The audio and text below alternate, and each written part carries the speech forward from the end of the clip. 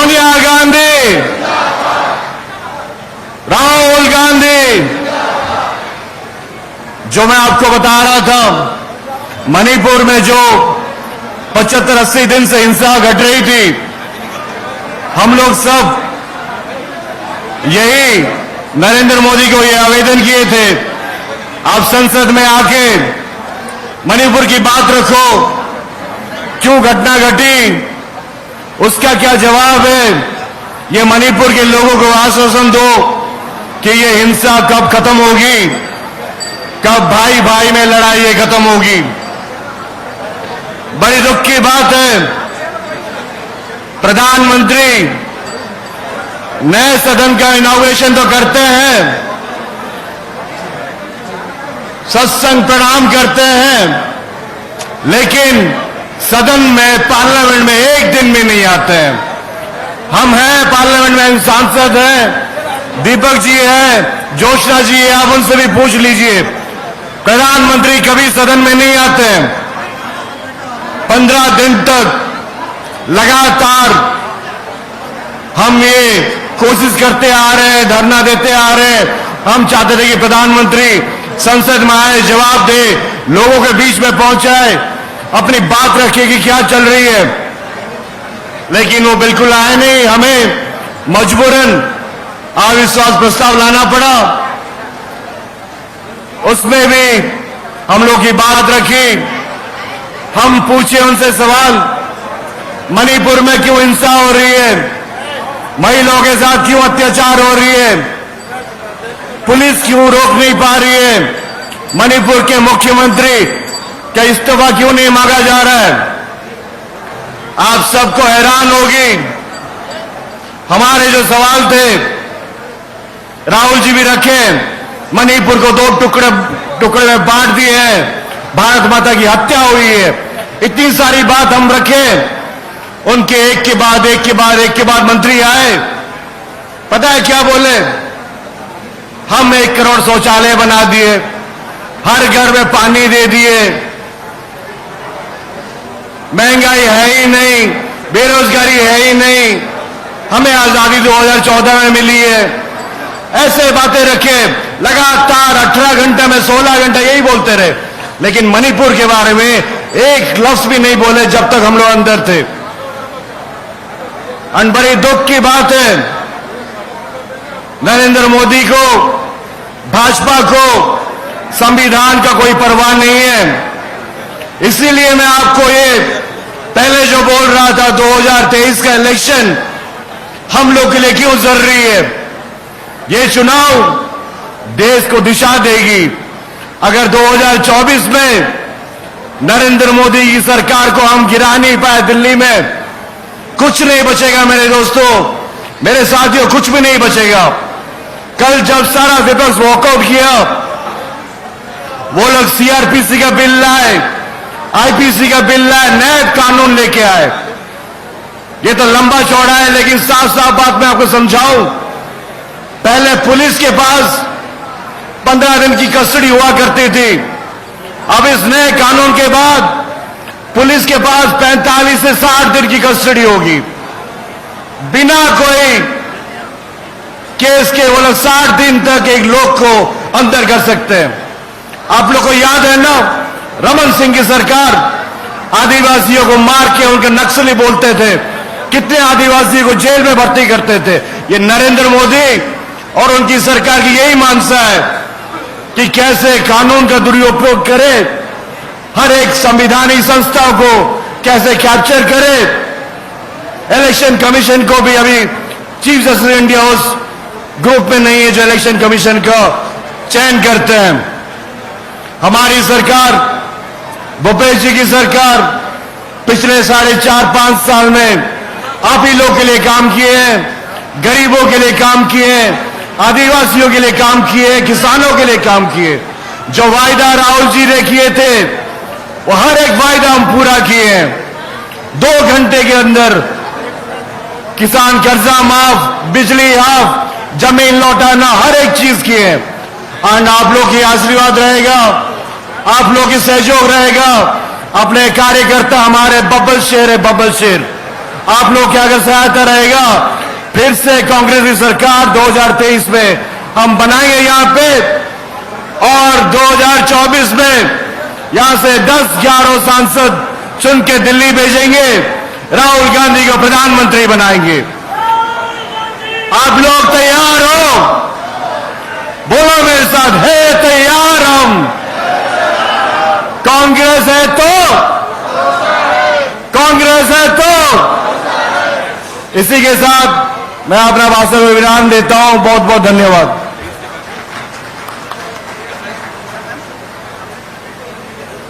बहुत बहुत धन्यवाद उल्का साहब।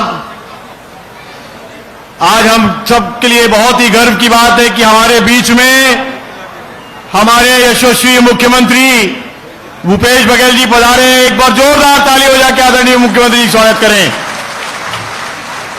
हम सबके बीच हम सबके लाडले प्रदेश अध्यक्ष दीपक बैज जी पधारे हैं। जोरदार ताली हो जाके दीपक बैज जी स्वागत करें। आदरणीय साथियों, ये हम सब के लिए बहुत ही गर्व की बात है। माननीय मुख्यमंत्री जी ने पिछली बार भी बंजारी माता का आशीर्वाद लेके, आप सबका आशीर्वाद लेके प्रदेश में कांग्रेस की सरकार बनवाई। इस बार भी माता बंजारी का आशीर्वाद लेने के बाद मुख्यमंत्री जी और प्रदेश अध्यक्ष जी हम सब के बीच पधारे। हम सब जानते हैं कि मुख्यमंत्री जी ने बिरगांव में जो विकास की गंगा बहाई, चाहे वो 104 करोड़ रुपए की नल जल योगी,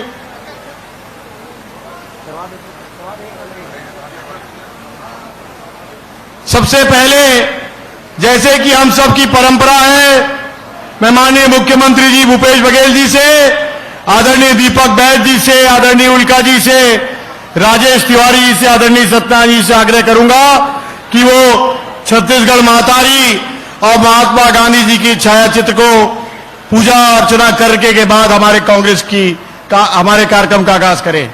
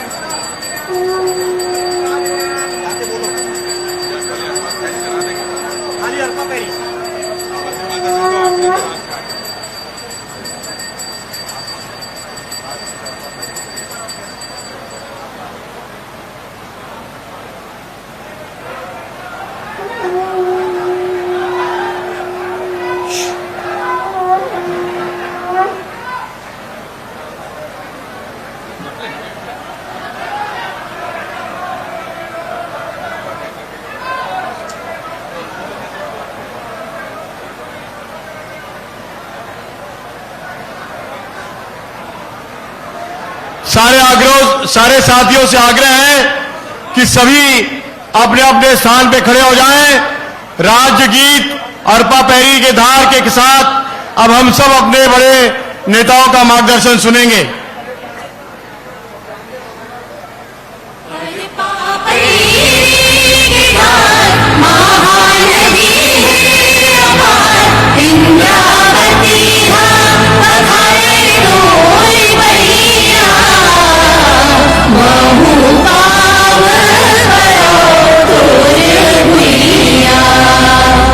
जय हो छत्तीसगढ़ मैया।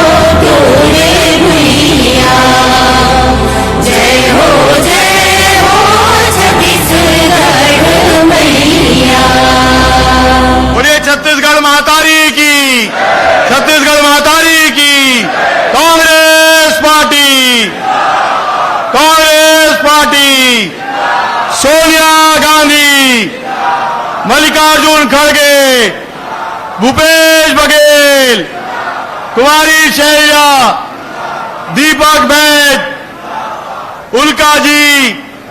बहुत बहुत धन्यवाद साथियों। सारे साथियों से आग्रह है कि वो अपना अपना स्थान ग्रहण कर लें। तो आज का दिन आ ही गया। जिस प्रकार से पिछली बार संकल्प हमने बंजारी माता के सामने संकल्प माननीय मुख्यमंत्री जी ने हमको दिलाया, उस संकल्प के साथ हम लोगों ने चुनाव की शुरुआत की और आज सबके आशीर्वाद से नतीजा ये है कि आज पूरे प्रदेश में माननीय मुख्यमंत्री जी के आशीर्वाद से कांग्रेस की सरकार बनी है और एक एक वर्ग, एक एक जन के लिए आज छत्तीसगढ़ में काम हो रहा है। संकल्प शिविर की शुरुआत करते हुए सबसे पहले स्वागत भाषण के लिए जिस व्यक्ति ने हम सबको मेहनत करना सिखाया, जिसने हमको संघर्ष करना सिखाया, रायपुर के विकास में और न केवल विकास में, कोरोना काल तक में जिनके नेतृत्व में हमने रायपुर ग्रामीण में एक एक कार्यकर्ता ने सबकी सेवा का बीड़ा उठाया, जिनके बारे में आज भी ये कहा जाता है कि चाहे वो छठी का कार्यक्रम हो, चाहे वो कोई सुख दुख की बात, आदरणीय सत्यनारायण शर्मा जी हमेशा हमारे साथ खड़े होते हैं। मैं बहुत ही सम्मान के साथ आदरणीय सत्यनारायण शर्मा जी को मंच में अपने संबोधन के लिए आग्रह करना चाहता हूं।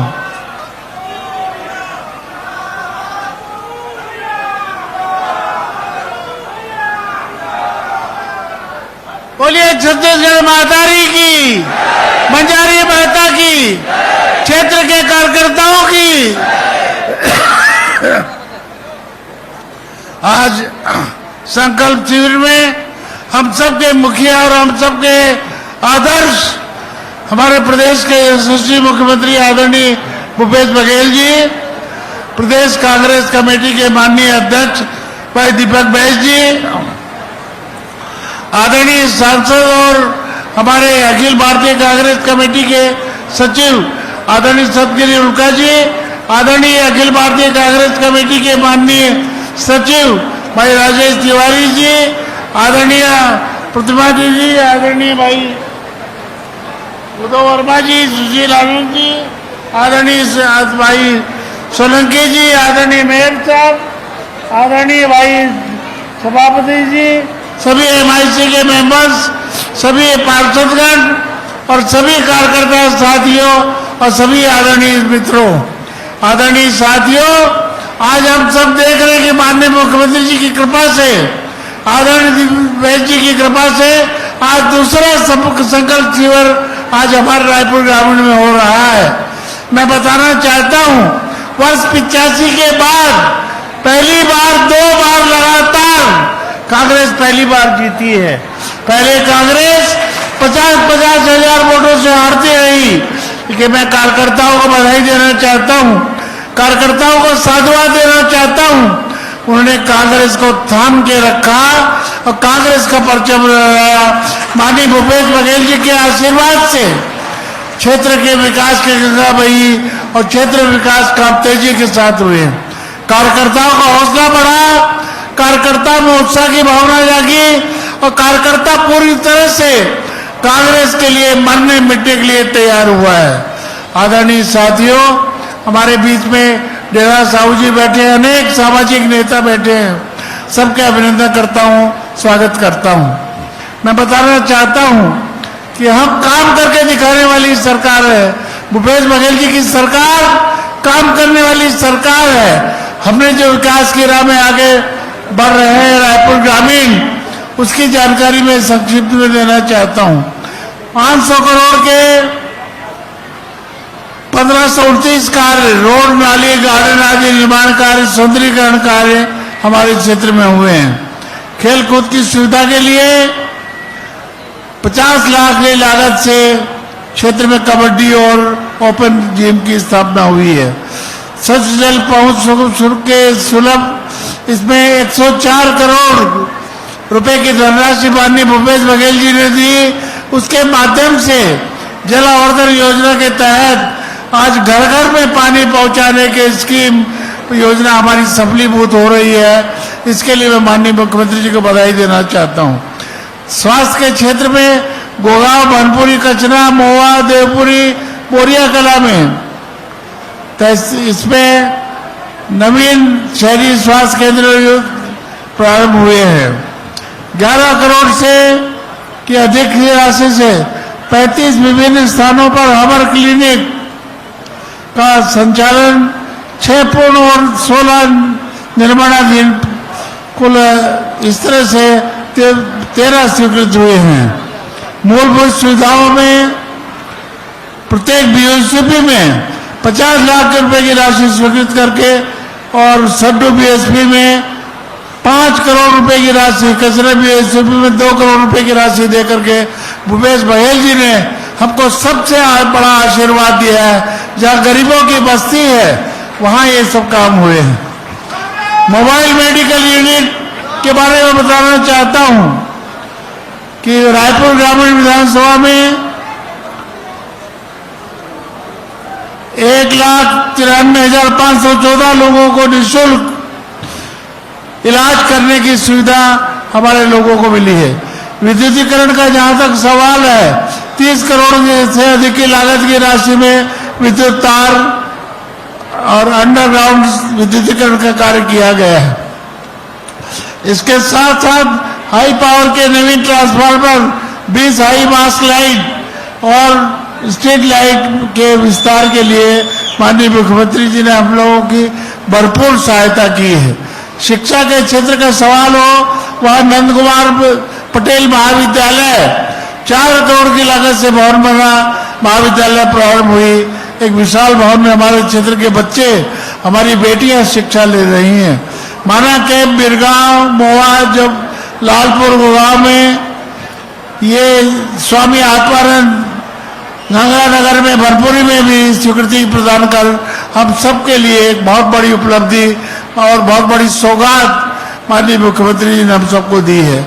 अमलीडी में और माना के अमलीडी में माता कौशल्या कॉलेज को और माना बस्ती में इंदिरा गांधी प्रियदर्शनी कॉलेज के ऑनलाइन आवेदन शुरू हो गए हैं। बच्चों को प्रवेश मिल रहा है और बहुत बड़ी उपलब्धि हमें इस क्षेत्र में कांग्रेस के कार्यकर्ता देख रहे हैं।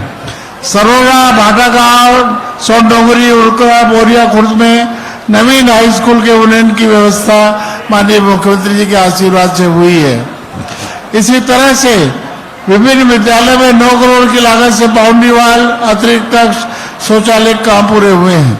विधायक निधि से 7 करोड़ की लागत से 233 सामुदायिक भवनों में और 50 से अधिक भवनों के नवीन कक्ष का निर्माण और 168 पूर्ण 15 निर्माणाधीन 40 स्वीकृत।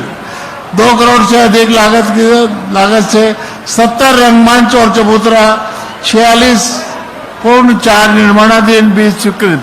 ये निर्माण कार्य माननीय भूपेश बघेल जी की सरकार ने हम सबके लिए किए हैं। इसलिए मैं सबसे पहले आप सबकी ओर से माननीय भूपेश बघेल जी का, दीपक वैद्य जी का, उल्का साहब का, राजेश तिवारी जी का, सभी कार्यकर्ताओं का अभिनंदन करता हूं, स्वागत करता हूं। 15 साल बनाम 5 साल, इसके बारे में जहां मैं थोड़ा सा जानकारी देना चाहूंगा। 15 साल में भाजपा ने 2,2100 रुपये क्विंटल धान खरीदी का वादा किया था, वो वादा पूरा नहीं हुआ। लेकिन माननीय मुख्यमंत्री जी ने 2,500 रुपये में धान खरीदी करके इस बार 2,640 रुपये प्रति क्विंटल में धान की खरीदी की गई है। और किसान कर्ज के मामले में मैं बताना चाहता हूं, किसान कर्ज के बोझ से दबे जा रहे थे। रमन राज्य में हर दिन 4 किसान आत्महत्या करते थे, लेकिन सरकार बनने के बाद 2 घंटे के अंदर माननीय मुख्यमंत्री जी ने 19 लाख किसानों को 9,270 करोड़ रुपए का ऋण माफ कर दिया। ये बहुत बड़ी सहायता किसानों की हुई है, इसलिए मुख्यमंत्री जी के प्रति हम आभार व्यक्त करते हैं। इसके साथ ही सरकारी विद्यालयों में प्राइवेट संस्थानों को सौंपा, इन स्कूलों की शिक्षा की गुणवत्ता खत्म कर दी और हमारे 724 स्वामी आत्मानंद अंग्रेजी हिंदी स्कूलों में अच्छी तरह से शिक्षा मुफ्त में 4 लाख से ज्यादा छात्र लाभान्वित हो रहे हैं। बच्चों को फीस नहीं देनी पड़ती, कॉपी किताब के लिए कोई पैसा नहीं लगता, ड्रेस मिलती है और पढ़ाई अच्छी हो रही है। ये हमारे लिए सबसे बड़े उपलब्धि हमारी मानी जाती है। भूमिहीन कृषि मजदूरों के उसके लिए कोई योजना भारतीय जनता पार्टी की सरकार, रमन सिंह की सरकार नहीं बनाई। मजदूर लगातार पलायन करते रहे, लेकिन हमारी सरकार ने, भूपेश बघेल जी की सरकार ने भूमिहीन कृषि मजदूरों को वार्षिक 7,000 रुपए की आर्थिक सहायता देकर के सबसे बड़ी सहायता भूमिहीन मजदूरों को की है। बिजली के दाम लगातार बढ़ते रहे, जनता त्रस्त थी, लेकिन हमारी सरकार, भूपेश बघेल जी की सरकार ने बिजली का बिल आधा करके और गांव के लोगों को 3,767 करोड़ रुपए की सहायता की और उनकी बचत हुई हमारे हितग्राहियों को। तेंदुपत्ता संग्राहकों को मिलता था मात्र 2500 रुपए। भाजपा की सरकार में तेंदुपत्ता तोड़ने वालों को 2500 रुपए मिलता था। अब हमारी सरकार ने 4,000 रुपये प्रति मानक बोरा करके भूपेश बघेल जी ने उन मजदूरों का सम्मान बढ़ाया है, उन मजदूरों की सेवा की है। इसके साथ ही स्वास्थ्य क्षेत्र में छत्तीसगढ़ देश में था, सबसे निचले पायदान पर था रमन सिंह जी की सरकार में। आम जनता निजी अस्पतालों पर निर्भर थी। मुख्यमंत्री जी हाट बाजार क्लिनिक, दाई दीदी क्लिनिक, मुख्यमंत्री स्लम स्वास्थ्य योजना जैसी अनेक योजनाओं का लाभ 60 लाखों से अधिक मरीजों को मिला। इसको शुरू करके बाद 60 लाख लोगों ने इसका फायदा उठाया है। गाय के नाम पर मांगते थे वोट, लेकिन भाजपा नेता द्वारा संचालित गौशाला में सैकड़ों गायों की मौत हुई, सैकड़ों गायें भूख से मर गई। अब तक हमारी सरकार बनने के बाद 10,000 गोठानों का निर्माण हुआ। 2 रुपए किलो गोबर, 4 रुपए लीटर गोमूत्र खरीदने का सबसे बड़ा काम हमारी भूपेश बघेल जी की सरकार ने किया है। आदरणीय साथियों, मैं आप सबकी ओर से, अपनी ओर से, अपने सारे साथियों की ओर से माननीय मुख्यमंत्री जी का, दीपक बैज जी का, उल्का जी का, तिवारी जी का, मेयर साहब का, सभी मंच पर आसीन सभी लोगों का हार्दिक अभिनंदन करता हूं, स्वागत करता हूं और उनका आशीर्वाद हम सबको निरंतर मिलता रहे, इसी कामना के साथ अपनी बात समाप्त करता हूं। धन्यवाद। जय हिंद, जय छत्तीसगढ़। बहुत ही धन्यवाद आदरणीय सत्यनारायण शर्मा जी। ये थी रायपुर के विकास की गाथा। अब मैं जिन्हें आमंत्रित करने जा रहा हूं, उनके नौजवान कंधों पर प्रदेश में कांग्रेस की पूरी जिम्मेदारी माननीय मुख्यमंत्री भूपेश बघेल जी के साथ कदम से कदम मिलाकर जो लक्ष्य इस बार माननीय मुख्यमंत्री जी ने हमको सबको दिया है, इस बार 75 पार उस लक्ष्य को प्राप्त करने के लिए जिन्होंने कांग्रेस से जिनको जिम्मा सौंपा है, मैं बहुत ही गर्व के साथ आमंत्रित करना चाहता हूं हमारे बस्तर क्षेत्र के सांसद आदरणीय दीपक बैज जी को। आदरणीय दीपक बैज जी।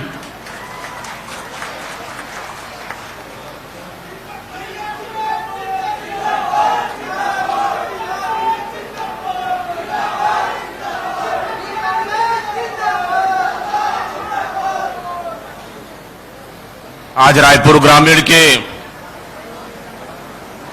इस संकल्प शिविर में उपस्थित हमारे प्रदेश की यशस्वी और लोकप्रिय मुख्यमंत्री माननीय भूपेश बघेल जी और हमारे साथी सांसद और एआईसीसी के सचिव, हमारे छत्तीसगढ़ के प्रभारी सचिव माननीय सप्तगिरी उल्का जी और हम सबके वरिष्ठ नेता, आपके विधानसभा के विधायक माननीय सत्यनारायण शर्मा जी, माननीय राजेश तिवारी जी, एआईसीसी के सेक्रेटरी राजेंद्र साहू जी, माननीय उद्धव वर्मा जी, जिला कांग्रेस के अध्यक्ष माननीय पंकज शर्मा जी, माननीय नंदलाल देवांगन जी, योगेंद्र सोलंकी जी, माधव साहू जी, सहदेव जी, कृपाराम निषाद जी और सभी हमारे मंच में बैठे तमाम हमारे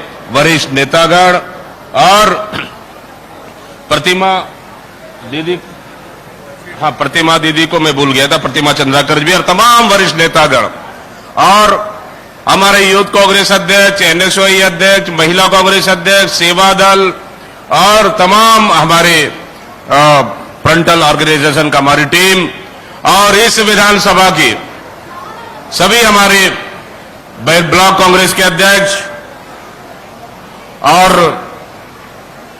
सेक्टर, बूथ, जोन और सभी बूथ से आए हमारे सभी दूर दराज से हमारे सभी माता बहनें, युवा साथी और कांग्रेस के कार्यकर्तागण, आदरणीय साथियों, लगातार आज दूसरा दिन है कि हम लोग संकल्प शिविर आयोजित कर आप लोगों से चर्चा कर रहे हैं। कल से शुरुआत हुई, कल 2 विधानसभा हुआ, आज 3 विधानसभा करना, यह दूसरा विधानसभा, 1 विधानसभा और बाकी है। संकल्प शिविर का मकसद है कि हमारा एक एक कार्यकर्ता इस शिविर के माध्यम से कि हमारी सरकार की योजनाओं को जनता तक पहुंचाए। संकल्प शिविर का मकसद है कि हम यहां संकल्प लेके जाएं और हर विधानसभा में हमको अपना पार्टी का विधायक बनाना है और संकल्प का मतलब है कि छत्तीसगढ़ में सरकार बनाना है और गांव और गरीब के लोगों का सेवा करना है। ये कांग्रेस का संकल्प शिविर का मकसद है। आदरणीय साथियों, 4.5 साल पूरा हुआ हमारी सरकार का। हम लोगों ने 15 साल की सरकार भी देखे और 4.5 साल की सरकार भी हम देख रहे हैं। 15 साल में सिर पर झूठ और फरेब की राजनीति चला। जूता बांटने का काम हुआ, टिफिन बांटने का काम हुआ, कहीं तो मोबाइल बांटने का काम हुआ, कहीं चावल त्योहार, बिजली त्योहार, चावल वाले बाबा, इसी में 15 साल निकल गया। लेकिन आज हमारी सरकार में कोई जूता नहीं, कोई चप्पल नहीं, कोई मोबाइल नहीं, कोई टिफिन नहीं, सीधा युवाओं को नौकरी देने की बात हो रही है। आदरणीय साथियों, 15 साल में कोई पद भर नहीं पाए। नीच चपरासी से लेकर ऊपर तक पूरे पद खाली है, सरकार के पास पैसा नहीं है। लेकिन हमारी सरकार आने के बाद, कांग्रेस की सरकार आने के बाद, हमारे मुख्यमंत्री भूपेश बघेल बनने के बाद चपरासी से लेकर ऊपर तक भर्ती हो रही है ताकि युवाओं को अवसर मिल सके, नए लोगों को मौका मिल सके। ये कांग्रेस सरकार एक नई सोच के साथ चल रही है। आदरणीय साथियों, जब से छत्तीसगढ़ में कांग्रेस की सरकार बना, हमारे पास घोषणा पत्र आए, घोषणा पत्र के अनुसार सरकार भी बना और एक एक घोषणा पत्र में एक एक वादों को पूरा करने का हमारा सरकार ने पूरा किया। जो हम लोग घोषणा पत्र में जो हम लोग उल्लेख भी नहीं किए थे, उससे ज्यादा हमारी सरकार, मुख्यमंत्री भूपेश बघेल ने काम भी करके दिखाया है।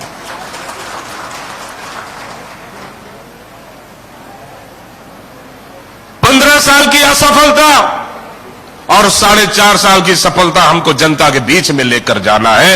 ये संकल्प शिविर का मकसद है। आदरणीय साथियों, सत्ता पाना हमारा मकसद नहीं, हमारा मकसद है छत्तीसगढ़ में शांति लाना।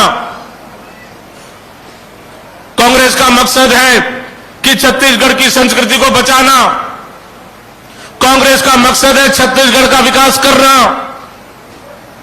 कांग्रेस का मकसद है छत्तीसगढ़ को, धान का कटोरा कहे जाने वाले छत्तीसगढ़ को, किसानों को मजबूत करना, युवाओं को मजबूत करना, माता बहनों को मजबूत करना। आने वाले जो छोटे छोटे नैनिहाल है, उन बच्चों को फ्री में शिक्षा मिल सके, वो भी इंग्लिश माध्यम स्कूल का शिक्षा मिल सके। जो मध्यम वर्गों के लिए पहुंच से दूर है, उनके बेटा और बेटी भी इंग्लिश स्कूल पढ़ सके, इसका कोई सपना देखा है तो छत्तीसगढ़ कांग्रेस पार्टी ने देखा है, मुख्यमंत्री भूपेश बघेल ने देखा है। आदरणीय साथी, ये लोग भाई से भाई को लड़ाने का काम कर रहे हैं, धर्म का राजनीति कर रहे हैं, छत्तीसगढ़ में अशांति फैलाने का काम कर रहे हैं। ये चाहते हैं कि छत्तीसगढ़ जलता रहे, ये चाहते हैं 15 साल में बस्तर जलता रहा, आप जलने दो, गोलियां चलती रही चलने दो, वहां के आदिवासी बस अपने तेंदुपत्ता और इमली महुआ टोरा सड़क पर फेंकते रहे। ये चाहते हैं भारतीय जनता पार्टी के लोग, और हमारे मुख्यमंत्री भूपेश बघेल कांग्रेस की सरकार चाहती है कि वहां के आदिवासियों का भी हाथ मजबूत हो, उसको तेंदुपत्ता का रेट मिले, इमली महुआ टोरा का रेट मिले। ये हमारे मुख्यमंत्री भूपेश बघेल चाहते हैं। आदरणीय साथियों, ये हमारी सरकार की मंशा है, हमारी नीयत भी साफ है, हमारा मकसद भी साफ है, हमारा इरादा भी साफ है। छत्तीसगढ़ को बर्बाद होने नहीं, छत्तीसगढ़ को आबाद करने आए है कांग्रेस पार्टी। चुनौती है, बड़ा चुनौती, और इस चुनौती को सब मिलकर सामना करना है। 15 साल बाद आप सरकार लाए, छत्तीसगढ़ में हमारा मुख्यमंत्री भूपेश बघेल जी के नेतृत्व में पूरे छत्तीसगढ़ में काम करके हमारी सरकार ने दिखा दिया। चुनाव में जाना है, 2-2.5 महीना बाकी है। जब चुनाव में जाएंगे, क्या अकेले मुख्यमंत्री भूपेश बघेल चुनाव लड़ेंगे? क्या प्रदेश कांग्रेस का अध्यक्ष दीपक बैज अकेला चुनाव लड़ेंगे? क्या सत्यनारायण शर्मा अकेले चुनाव लड़ेंगे? नहीं आदरणीय साथियों, आपके बिना संभव नहीं है। एक एक कार्यकर्ता हमारा चुनाव लड़ेगा, एक एक कार्यकर्ता हमारा कांग्रेस का झंडा फहराएगा, एक एक कार्यकर्ता बूथ में जाएगा, एक एक कार्यकर्ता घर घर जाएगा और हमारी सरकार की उपलब्धियों को जनता तक रखेगा और भूलेगा 15 साल भारतीय जनता पार्टी ने झूठ बोलकर राज किया। हमारी सरकार ने तो मुख्यमंत्री भूपेश बघेल जी के नेतृत्व में बेहतर काम किए, उसका एक एक चीज उपलब्धि बताकर वोट मांगेंगे, हम जनता के बीच जाएंगे। आदरणीय साथियों, मैं प्रदेश कांग्रेस का अध्यक्ष होने के नाते दावे के साथ में कह सकता हूं, कोई भी कार्यकर्ता जाएगा जनता के द्वार पे, कोई निराश वापस नहीं आएगा, उनका सीना नहीं झुकेगा, उनका मुंडी नहीं झुकेगा, क्योंकि हमारी सरकार ने कभी ऐसा काम नहीं किया कि हमारा कार्यकर्ता का मुंडी नीचा हो। हमारे मुख्यमंत्री भूपेश बघेल ने बेहतर काम किया है, हर कार्यकर्ता का सीना और मुंडी ऊपर रहेगा। आदरणीय साथियों, इसलिए हम जनता के पास जाएंगे। आदरणीय साथियों, आज दीपक बैज को बड़ा जिम्मेदारी मिला है। आज के दिन में प्रदेश अध्यक्ष कांग्रेस का बनाए मुझे आला कमान ने, खड़गे साहब ने बनाए, सोनिया गांधी ने बनाए, राहुल गांधी बनाए, प्रियंका गांधी जी ने बनाए, यहां बैठे मुख्यमंत्री भूपेश बघेल ने बनाए, उल्का जी ने बनाए, सत्यनारायण शर्मा जी, तमाम वरिष्ठ नेताओं ने बनाया कि हम सरकार के साथ कंधे से कंधे मिलाकर चलेंगे, हम सरकार की योजनाओं तक जनता तक ले जाएंगे और जनता तक पहुंचाएंगे, ताकि जिस मकसद से हमारी सरकार बने उस मकसद को छत्तीसगढ़ की जनता को हम लाभ दिलाएंगे। यह हमारी सरकार की मंशा है। आदरणीय साथियों, आदरणीय माता बहनों, कोई ऐसा वर्ग नहीं छूटा। बच्चों के लिए स्कूल मिला, माता बहनों के लिए काम मिला, नौकरी वालों के लिए उनका मानदेय और तनख्वाह बढ़ाने का काम किया, युवाओं को बेरोजगारी भत्ता मिला। तो क्या 15 साल झूठ बोलकर चलाए भारतीय जनता पार्टी की सरकार?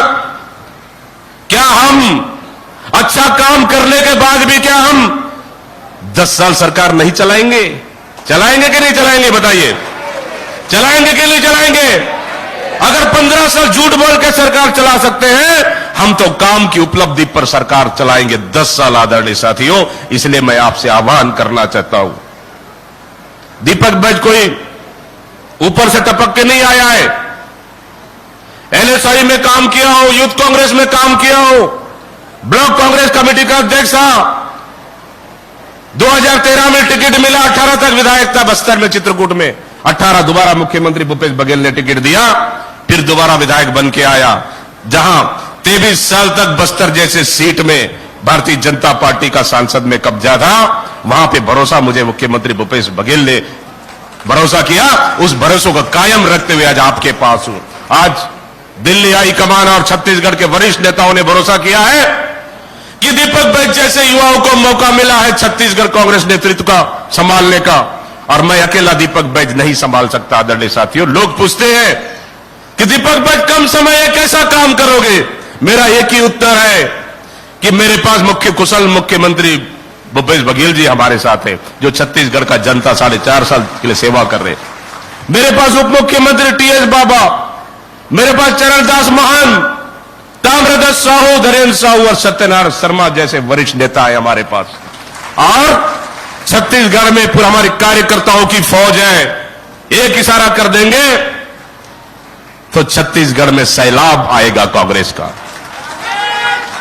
एक इशारा कर देंगे छत्तीसगढ़ में सैलाब आएगा। आने वाला सरकार 2023 में कोई माइकेल रोक नहीं पाएगा। आदरणीय साथियों, लेकिन हमको झूठ और फरेब की राजनीति से हमको बचना है। दिल्ली में बैठे लोग यहां आके झूठ बोल के जाते हैं, आता है प्रधानमंत्री झूठ बोल के चला जाते हैं। अमित शाह रोज शाम को आते हैं, रात को रुकते, पता नहीं क्या करके सबरे उठ के चले जाते हो। अपने नेता को टाइट करते रहो, थोड़ा सुधरो सुधरो, अभी भी सुधरो, थोड़ा सा समय है। मैं सलाम करता हूं हमारे कार्यकर्ताओं को। न 15 साल में आप डिगे, न 15 साल में टूटे, न 15 साल में कमजोर हुए। 15 साल में थी सरकार के खिलाफ डटकर मुकाबला किया, और आज हमारी सरकार इस 4.5 साल 5 साल होने के बाद भारतीय जनता पार्टी के कार्यकर्ता नीचे चले गए धड़ाम से। सर, उनमें हिम्मत नहीं है लड़ने का। अगर एक बार सरकार ला दोगे आप, फिर से 10 साल सरकार बनेगी, भारतीय जनता पार्टी के यहां छत्तीसगढ़ में दिया लेके खोजने से भी कोई मिलने वाला नहीं रहेगा। आदरणीय साथियों, इसलिए ये 2 महीने कांग्रेस के लिए जी जान से काम करना है, ईमानदारी से काम करना है, भूखे प्यासे काम करना है। और छत्तीसगढ़ का सपना अभी अधूरा है। अभी छत्तीसगढ़ का सपना अभी अधूरा है। उस सपना को साकार करने के लिए निकले हमारे मुख्यमंत्री भूपेश बघेल और उनकी पूरी टीम। जब तक छत्तीसगढ़ का सपना साकार नहीं होगा, वो सपना कौन सा? यहां की संस्कृति को बचाना, यहां की संस्कृति को जिंदा रखना। कभी कोई सोचा था कोई गेड़ी फिर वापस आ जाएगा? गेड़ी भूल गए थे, बोहरा चलाना भूल गए थे, बाटी खेलना भूल गए थे, पिट्टूल खेलना भूल गए थे, खेल भूल गए थे। लेकिन यार हमारा मुख्यमंत्री सबको गेड़ी चढ़ाना, पिट्टूल खेलना, बाटी खेलना, बोहरा चलाना सबको सिखा दिए फिर नए तरह से। तो आज भारतीय जनता पार्टी के लोग भी गेड़ी चलना फिर शुरू कर दिए। वो लोग भी मतलब इनके लक्ष्य कदम पर चल रहे हैं, और ये लोग संस्कृति को, छत्तीसगढ़ की संस्कृति को खत्म कर रहे हैं। आदरणीय साथियों, चुनौती कम नहीं है, चुनौती बड़ा है। इस चुनौती को डटकर मुकाबला करना है। अरे कांग्रेस पार्टी तो त्याग, तपस्या और बलिदान वाली पार्टी है। हमारा एक एक कार्यकर्ता, मुझे पता है, जहां जिरम घटना जैसे जगह गोली हमारा कार्यकर्ता, हमारा नेता खा सकते हैं, तो हमारी पार्टी कितनी ताकतवर है। आदरणीय साथियों, निश्चित रूप से हमको छत्तीसगढ़ में सरकार बनाना है। 10वां साल फिर सरकार रहेगा। 10वां साल में फिर अच्छा से काम करेंगे। हम 15 साल के लिए जाएंगे। 15 से 20 साल छत्तीसगढ़ कोई हिला नहीं पाएगा। ये सिर्फ आप लोग की मेहनत और ताकत की वजह से रहेगा। निश्चित रूप से बहुत बहुत बधाई और धन्यवाद देता हूं हमारे कार्यकर्ताओं को। आज बड़ी तादाद में आज आप लोग इस संकल्प शिविर के माध्यम से आए हैं। इस संकल्प शिविर के माध्यम से एक ही संकल्प लेके जाना है, छत्तीसगढ़ सरकार को आगे बढ़ाना है, कांग्रेस को मजबूत करना है, एक एक विधायक हमको बना के देना है और छत्तीसगढ़ सरकार बनाना है। छत्तीसगढ़ सरकार बनेगी, छत्तीसगढ़ के गांव और गरीब के लोगों का कल्याण होगा। ये हमारा मकसद है, सत्ता पाना मकसद नहीं, गांव और गरीब को कल्याण करना हमारी सरकार और मुख्यमंत्री भूपेश बघेल का मकसद है। इन सपने को साकार करने के लिए एक एक कार्यकर्ताओं को मेहनत करने की आवश्यकता है, और मुझे पूरा भरोसा है कि हम एक एक सीट जीत कर देंगे और निश्चित रूप से जीत के देंगे। इन्हीं शब्दों के साथ मैं बहुत बहुत बधाई और शुभकामनाएं देते हुए, धन्यवाद देते हुए, मैं अपने वाणी को विराम देते हुए थोड़ी देर रोक रहा हूं। मैं उसके बाद एक बार थोड़ा सा, है तैयार हम? है तैयार हम? लड़ेंगे, लड़ेंगे, लड़ेंगे। वाह, पीछे थोड़ा हाथ नहीं उठ रहा है, दोनों हाथ उठा के, लड़ेंगे, लड़ेंगे, लड़ेंगे। मल्लिकार्जुन खड़गे जिंदाबाद, सोनिया गांधी जिंदाबाद, राहुल गांधी जिंदाबाद, भूपेश बघेल जिंदाबाद, कुमारी शैलजा जिंदाबाद, सप्तगिरी उल्का जिंदाबाद, सत्यनारायण शर्मा जिंदाबाद, हमारे सभी कार्यकर्ता जिंदाबाद और अंत में कांग्रेस पार्टी जिंदाबाद, कांग्रेस पार्टी जिंदाबाद। जय छत्तीसगढ़, जय हिंद, जय कांग्रेस पार्टी। बहुत बहुत धन्यवाद। दीपक भाई जिंदाबाद। बहुत बहुत धन्यवाद दीपक भाई। अब मैं जिनको आमंत्रित करने जा रहा हूं उनकी लोकप्रियता का पैमाना यह है, जब उस क्षेत्र के बच्चे उनसे आत्मीय लगाव रखें और प्यार से कका बोले तो उनकी लोकप्रियता हम सबके सामने समझ में आती है। जिन्होंने इस प्रदेश में भगवान राम के संघर्ष को राम गमन पथ के रूप में सबके सामने उस संघर्ष को पेश किया, जिन्होंने माता कौशल्या मंदिर बनाकर पूरे देश में छत्तीसगढ़ का नाम रोशन किया, जिन्होंने गौ माता की सेवा को हमारा धर्म बनाया, गौठान की संरचना की, जिन्होंने भूखे मर रहे अन्नदाताओं की मेहनत का सच्चा साधुवाद दिया, बिजली का बिल 400 यूनिट बिजली का बिल हाफ करके हमारी माताओं बहनों को रोजमर्रा के संघर्ष से बचाया, जो आगे हमको पट्टा देकर हमको छत का अधिकार देने वाले हैं। मैं आदरणीय भूपेश बघेल जी को आमंत्रित करना चाहता हूं कि वो आए, पिछली बार की तरह हम सबको संकल्प दिलाएं और कांग्रेस की सरकार फिर बनाने के लिए हम सबको संकल्पित करें। आगे भूपेश बघेल जी।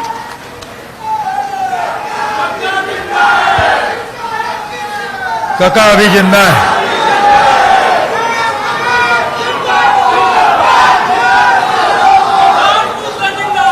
संकल्प शिविर में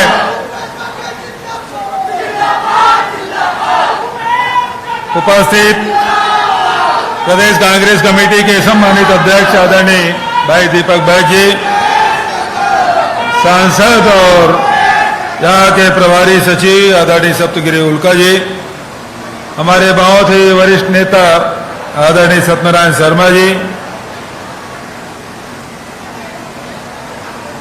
संसदीय सचिव और राष्ट्रीय सचिव कांग्रेस के भाई विकास उपाध्याय जी, राष्ट्रीय सचिव भाई राजेश तिवारी जी, भाई विनोद वर्मा जी, यहाँ के प्रभारी श्रीमती प्रतिमा चंद्राकर जी, महापौर भाई नंदलाल देवांगन जी, सुशील आनंद शुक्ला जी, भाई पंकज जी, कोऑपरेटिव बैंक के अध्यक्ष भाई उद्धव वर्मा जी, जिला कांग्रेस कमेटी के अध्यक्ष भाई राजेंद्र साहू जी, महामंत्री श्रीमती किरण सिन्हा जी, आदरणीय भाई विनोद तिवारी जी, आदरणीय वरिष्ठ साथी योगेंद्र सोलंकी जी, कृपाराम निषाद जी, भाई इकराम जी, मंचस्थ हमारे सभी पार्षदगण, एमआईसी के सब सदस्यगण, जिला कांग्रेस कमेटी के सब पदाधिकारीगण, ब्लॉक अध्यक्ष और सेक्टर और जोन के और बूथ के सभी अध्यक्षगण, उपस्थित युवा कांग्रेस, एनएसयूआई, सेवा दल, सभी महिला कांग्रेस के सब पदाधिकारीगण,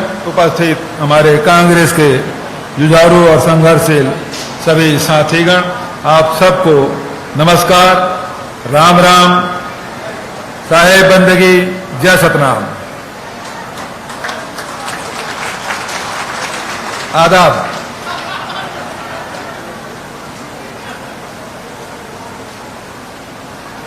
पांच साल पहले इसी प्रांगण में हम लोग संकल्प शिविर आयोजित किए थे। आज फिर 5 साल बाद आपके साथ हम लोग बैठे हैं। इन 5 वर्षों में रायपुर ग्रामीण में जो जो काम हुए, सत्यनारायण भैया और आप सबके मेहनत और योगदान से संभव हुआ है। चाहे वो पेयजल की बात हो, सड़क निर्माण की बात हो, महाविद्यालय की बात हो, स्वामी आत्मानंद अंग्रेजी स्कूल की बात हो, सारे विकास कार्य सत्तू भैया से आप सबका पारिवारिक संबंध सुख में दुख में हमेशा वो आपके साथ रहते हैं। कोई पूजा पाठ हो, धार्मिक आयोजन हो, सामाजिक आयोजन हो, निरंतर आपके साथ मिलकर कार्यक्रम आयोजित करते हैं। और अनेक ऐसे अवसर आए जिसमें मुझे वो दिन में हो, शाम को, रात में हो, दुर्गा पूजा के लिए रात में ले जाते हैं, भागवत कथा भी कराते हैं। अनेक कार्यक्रम में यहां आने का अवसर मिला और आप सबका, सत्तू भैया के साथ साथ मुझे भी बहुत स्नेह आप सबका मिला है। मैं आप सबके प्रति आभार व्यक्त करता हूं। आदरणीय साथियों, 2018 के चुनाव में आपने जो काम किया, पूरे प्रदेश के कार्यकर्ताओं ने, पार्टी के पदाधिकारियों ने जो मेहनत की, एक रिकॉर्ड बनाया। तब 2018 में कहते थे राजस्थान में कांग्रेस 2/3 बहुमत से जीतेगी, मध्य प्रदेश में भी कांग्रेस जीत जाएगी, लेकिन छत्तीसगढ़ में रमन सिंह जोड़ तोड़ के सरकार बना ही लेगा। ये दिल्ली के पत्रकार बोलते थे। जब हम लोग बोलते थे हम लोग कांग्रेस सरकार बनेगी तो लोग हंसते थे, लेकिन रिजल्ट आया दोस्तों,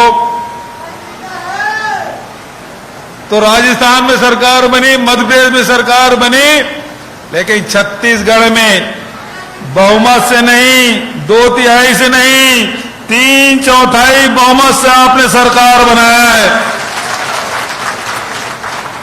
और उसके बाद तो 68 सीट थे, उपचुनाव हुए तो 71 सीट हो गए। 15 साल की सरकार 15 सीट में सिमट गई, अब तो 13 बचे। आदरणीय साथियों, 5 साल में हमारी सरकार ने जो काम किया है, कोई ऐसा वर्ग, कोई ऐसा परिवार नहीं है जो ये कह सके हमारी योजनाओं का लाभ नहीं मिल रहा।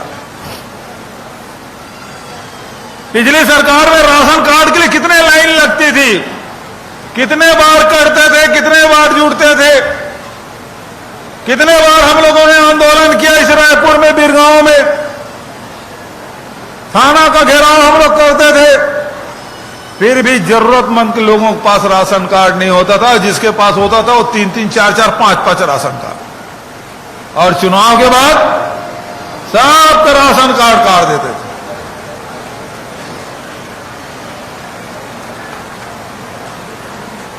चाउर वाला तो वो बाबा बने थे, लेकिन गरीबों को चाउर डकार गए। 36,000 करोड़ का घोटाला हुआ था। अब तो खाने के चावल का भी घोटाला करते थे, अब तो पाखाना का शौचालय भी घोटाला हो गया है। पता है आपको, 16 लाख शौचालय बने ही नहीं। एक शौचालय 12,000, तो 16 लाख शौचालय समझ लीजिए। जिस अधिकारी ने, भारत सरकार के अधिकारी ने रिपोर्ट सबमिट की, उसको निलंबित कर दिया भारत सरकार ने। छत्तीसगढ़ में शौचालय बने नहीं, ओडीएफ प्लस का सर्टिफिकेट ले लिए। तो जब बना ही नहीं तो ओडीएफ प्लस प्लस कैसे हो गया? इसका मतलब आपने फर्जीवाड़ा किया। अरे गरीबों का राशन, गरीबों को शौचालय, उसका पैसा खा गया। हमारी सरकार ने आधार कार्ड से लिंक किया और सब परिवार को राशन कार्ड देना शुरू किया। कभी राशन कार्ड बनना बंद नहीं हुआ। परिवार यदि बढ़ा है, बेटे हो गए, बेटे बड़े हो गए, शादी हो गई, उसके बच्चे हो गए, अलग हो गए, उनका भी राशन कार्ड हमारे पार्षदों ने बनाया, जो बैठे पीछे और सामने जो खड़े हैं, आज भी बन रहा है। और याद करो, भारतीय जनता पार्टी सरकार में एक बार बन गया तो उसके बाद ताला लग जाता था,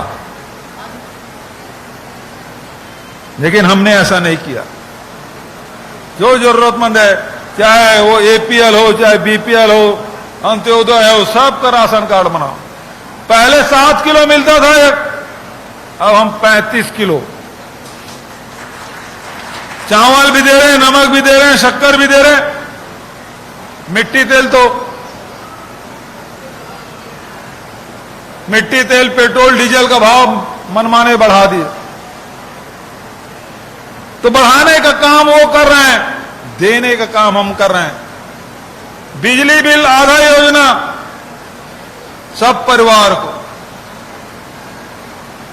तो इस प्रकार से बहुत सारी योजनाएं हमने, अभी स्वामी आत्मानंद अंग्रेजी स्कूल के बारे में सत्तू भैया बोल चुके, मैं उन बातों को रिपीट नहीं करूंगा। बेरोजगारी भत्ता,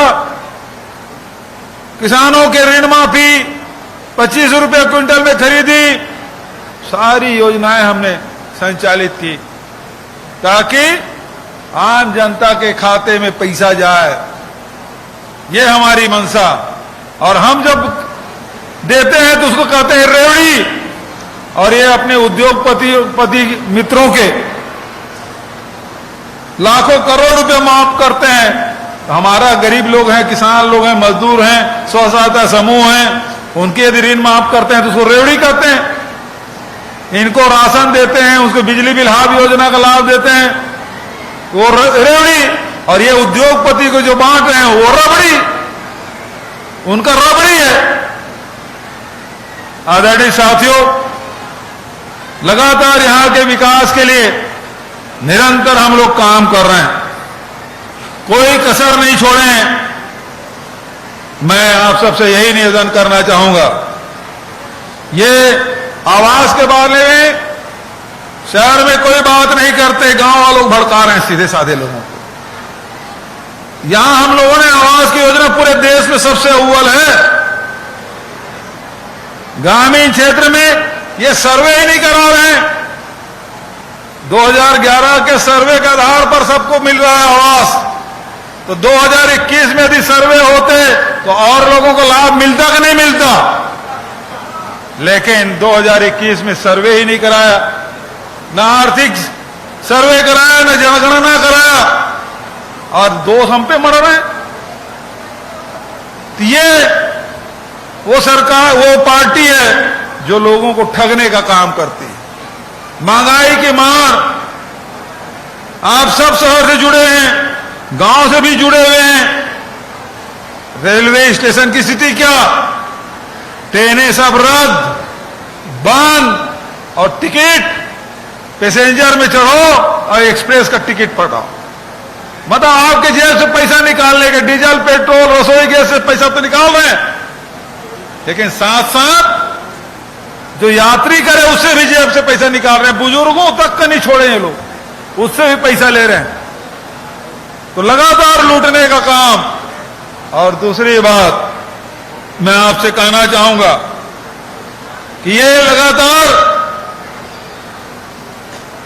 एक तरफ कांग्रेस पार्टी है, हमारे साथियों ने सब बूथ प्रबंधन के बारे में, कांग्रेस के विचार के बारे में, हमारे नेताओं के योगदान के बारे में बताया।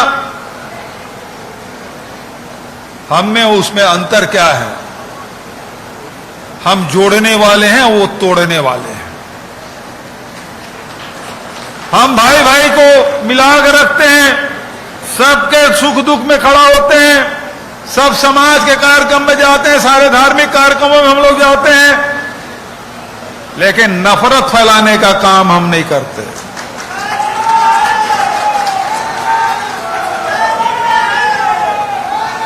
आदरणीय साथियों, हिंसा करना, नफरत फैलाना बहुत आसान काम है। उसके आधार पे वोट ले लेना बहुत आसान है। आप दंगा करा दो, आधे लोग आपकी तरफ, आधे लोग उधर, बहुत आसान। लेकिन किसी के दिल जीतना उतना आसान नहीं होता। और दिल जीतने के लिए कांग्रेस पार्टी लगातार काम कर रही, महात्मा गांधी से लेकर राहुल गांधी तक, कन्याकुमारी से लेकर कश्मीर तक पद यात्रा करते हैं, कहते हैं भारत जोड़ो, नफरत छोड़ो, भारत जोड़ो। और अब तो कहते हैं कि नफरत की बाजार में मोहब्बत की दुकान खोलनी है। एक तरफ मणिपुर जल रहा है, जिसके बारे में उल्का जी बात कर रहे थे। दूसरे तरफ हरियाणा में कभी दंगा नहीं हुआ था, वहां दंगे हो रहे हैं, लोगों की मौत हो रही है और प्रधानमंत्री जी लोकसभा में हंस रहे हैं।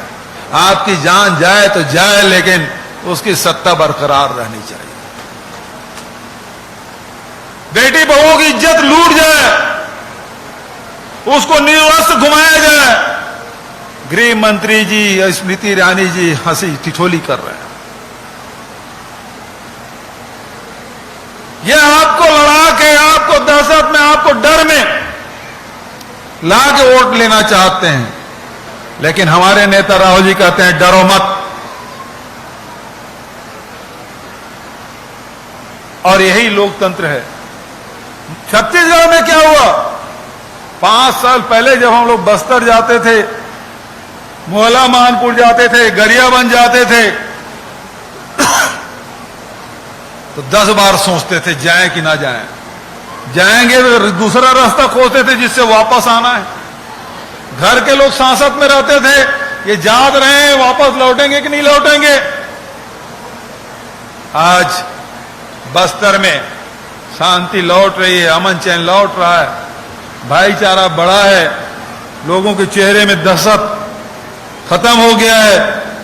1700 से अधिक ये लोग नक्सली बता के आदिवासियों को जेल में ठूस दिए थे, हमने उसको वापस जेल से बाहर निकालने का काम किया। फर्जी एनकाउंटर करते थे, हमारे राज्य में नहीं हुआ। जो नक्सली केवल छत्तीसगढ़ सरकार केवल नेशनल हाईवे में था, अब वो अंदर अंदर में चले जाइए, पुल पुलिया बन गया, सड़क बन गया। तेंदुपत्ता 4000 मानक बोरा से खरीदी हो रही है, 64 प्रकार के लघु उपज खरीदी कर रहे हैं। बस्तर जाता हूं, सरगुजा जाता हूं, जहां भी जाता हूं 2 बातें कहते हैं, सड़क तो आप बना रहे हो, बिजली भी पहुंचा रहे हो, हमारा इलाज भी करा रहे हो, हमको 2 चीज और दे दो। बोले एक हमको बैंक दे दो, क्योंकि आप 2640 रुपये में धान खरीद रहे हो, लघु उपज 67 प्रकार की खरीदी कर रहे हो, समर्थन मूल्य में खरीदी कर रहे हो। अब हम पैसा हम निकालने दूर दूर तक जाते थे, हमारे यहां भी बैंक खुलना चाहिए।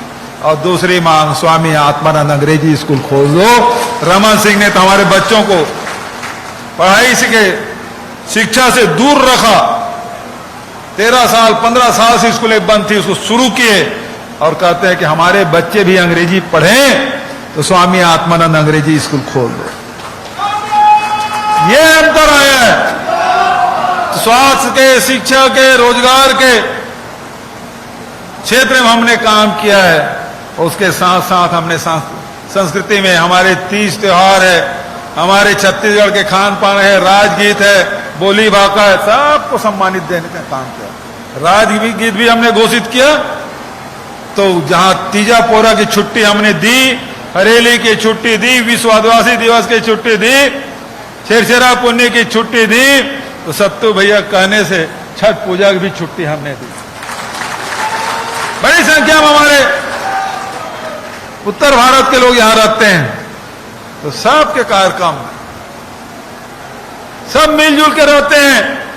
छत्तीसगढ़ शांति की ओर लौट रहा है, विकास की ओर लौट रहा है, और यहां की चर्चा देश और दुनिया में लोग कर रहे हैं। तो ये जो छत्तीसगढ़ है, इसको हमको आगे बढ़ाना है। बढ़ाना है कि नहीं बढ़ाना है? जो हमारी सरकार काम कर रही है वो आगे बढ़ना चाहिए कि नहीं बढ़ना चाहिए? तब तो साथियों, अब 68 से काम नहीं चलेगा। अब की बार, अब की बार, अब की बार, तो अब की बार 75 पार। जैसा कि अध्यक्ष जी ने कहा, ये लड़ाई एक दो जने की बस की बात नहीं। दीपक बैज या भूपेश बघेल या सत्तू भैया या राजेश तिवारी के बस की बात नहीं, उदय वर्मा की बस की बात नहीं। हम सब मिलके लड़ेंगे, तो कोई ताकत नहीं है जो आपको पराजित कर सके। आपके वार्ड में आप ही खड़गे जी के प्रतिनिधि हैं, आप ही सोनिया जी और राहुल जी के प्रतिनिधि हैं, आप ही दीपक बैज के झंडा लेके चलने वाले हैं। तो आप ही हमारे उस वार्ड में, उस पोलिंग बूथ में आप ही हमारे नेता हैं। कांग्रेस के प्रतिनिधि करने वाले आप हैं। तो फिर ये जिम्मेदारी कौन उठाएगा? है तैयार हम? मुट्ठी बांध के है तैयार हम? है तैयार हम? तब मैं ये कह सकता हूं, जब सब तैयार हैं तो यहां अरुण साहू जी आ जाए, रमन सिंह, ब्रिजमोहन आ जाए। अरे मैं तो कहता हूं आपके पोलिंग में अमित शाह और मोदी जी भी आ जाए तो जीत कांग्रेस के कार्यकर्ताओं की होगी। होगी कि नहीं होगी? आदरणीय साथियों, मैं तो आपको निमंत्रण देने आया हूं क्योंकि ये महायज्ञ है और इस महायज्ञ में सब लोग सब साथ हमको चाहिए। क्योंकि जैसे किसी घर में शादी ब्याह होता है तो रिश्तेदारों को, मित्रों को, परिवार के लोगों को, मोहल्ले के लोगों को सबको निमंत्रण देते हैं और सब लोग जिम्मेदारी उठाते हैं।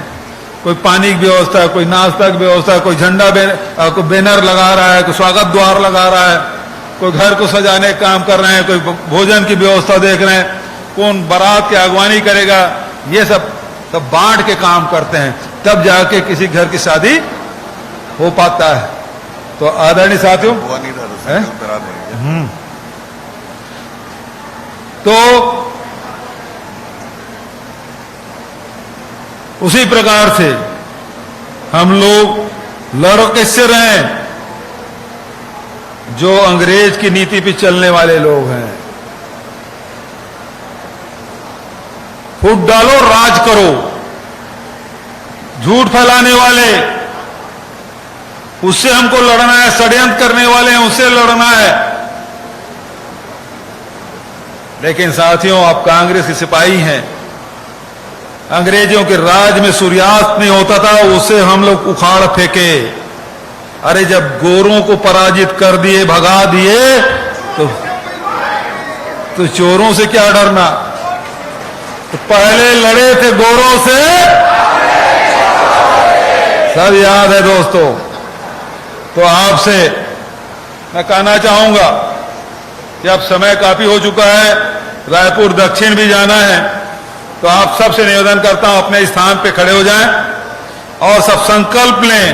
2023 विधानसभा, 2024 लोकसभा हमको जीतना है। इसके लिए सब संकल्प लें। सब लोग अपना हाथ सामने रखें।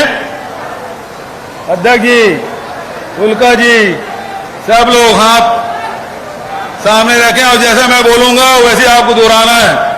मैं संकल्प लेता हूं कि देश की सांप्रदायिक एवं जातिवादी ताकतों को हराने एवं सामाजिक समरसता, भाईचारा बनाए रखने के लिए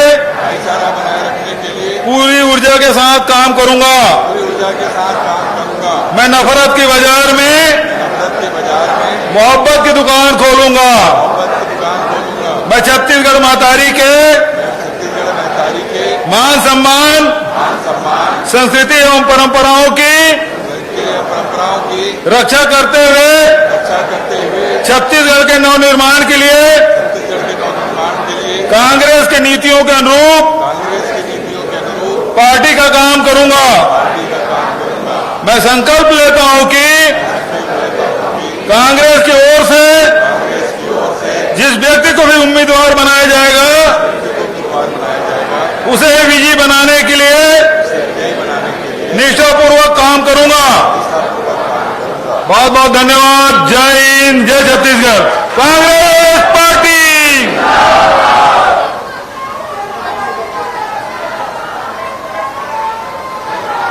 बहुत बहुत धन्यवाद। सारे साथियों से आग्रह है कृपया अपने स्थान पर बैठ जाएं। अब मैं इस संकल्प के बाद बहुत ही गर्व के साथ माननीय मुख्यमंत्री जी से आग्रह करना चाहता हूं कि आपकी कार्यशैली, दीपक बैद जी की कार्यशैली, आदरणीय सत्यनारायण शर्मा जी के नेतृत्व में हमारे 4 पूर्व प्रत्याशियों ने कांग्रेस प्रवेश का निर्णय लिया है। मैं क्रमशः उनका नाम लूंगा, कृपया वो मंच पे आए। माननीय मुख्यमंत्री जी आदरणीय दीपक बैज जी उनको कांग्रेस का गमछा पहनाकर कांग्रेस प्रवेश की घोषणा करेंगे। सबसे पहले डॉक्टर गोवर्धन धितलेरे, पूर्व पार्षद श्रीमती रत्ना धितलेरे, आदरणीय बहन निशा सिंह, आदरणीय हमारे भाई जीवन यादव जी, जो कि बहुत बड़ी संख्या में लगभग 500 लोगों के साथ कांग्रेस प्रवेश कर रहे हैं। मैं आपसे आग्रह करूंगा कृपया मंच में आए और माननीय मुख्यमंत्री के माध्यम से कांग्रेस प्रवेश की घोषणा करें। दो हमारे बहुत ही जुझारू साथी भाई रुकुमलाल जी वर्मा और आदरणीय भाई अजय साहू जी, जिन्होंने 2 महीने ही पहले कांग्रेस प्रवेश किया, उनसे भी आग्रह करूंगा कृपया वो भी मंच पर आए।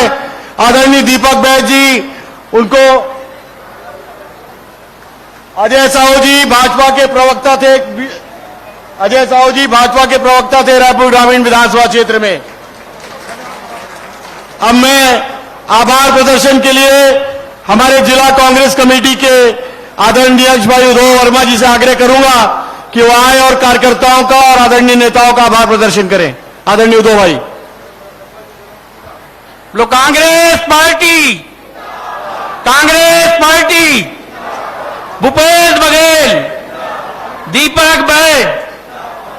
आज संकल्प शिविर रायपुर ग्रामीण विधानसभा में हमारे कार्यक्रम में बहुत ही सम्मानित मुख्यमंत्री भूपेश बघेल जी, दीपक बैज जी और समस्त मंच और हमारे कांग्रेस परिवार के समस्त दीदी मन, भैया मन, आप सब जो काफी शांतिपूर्वक यहाँ उपस्थित होके अपन समय देव, अपन त्याग देव, एक लिए मैं आप सब मंच के माध्यम से बहुत बहुत आभार प्रकट करता हूँ। धन्यवाद।